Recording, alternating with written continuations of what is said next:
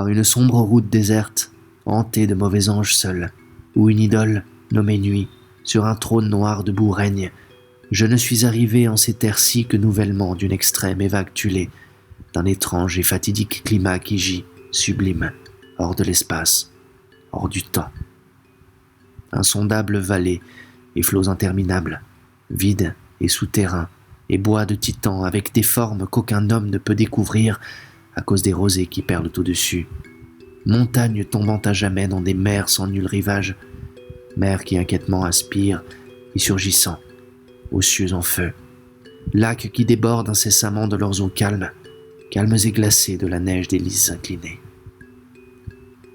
Par les lacs qui ainsi débordent de leurs eaux solitaires, solitaires et mortes, leurs eaux tristes, tristes et glacées de la neige des lys inclinés, par les montagnes, par les bois gris, par le marécage où s'installent le crapaud et le lézard, par les flaques et étangs lugubres où habitent les goules, en chaque lieu le plus décrié, dans chaque coin le plus mélancolique, partout le voyageur rencontre effaré les réminiscences drapées du passé, formes ensevelies qui reculent et soupirent quand elles passent près du promeneur, formes aux plis blancs d'amis rendus il y a longtemps par l'agonie, à la terre et au ciel.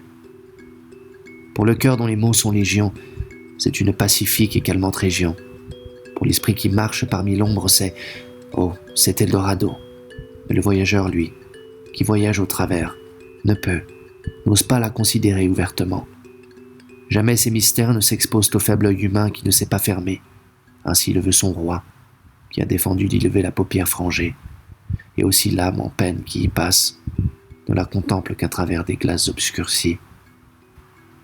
Par une sombre route nue, hantée de mauvais anges seuls, où une idole, nommée Nuit, sur un trône noir debout règne, j'ai erré avant de ne revenir que récemment de cette extrême et vague tuilée.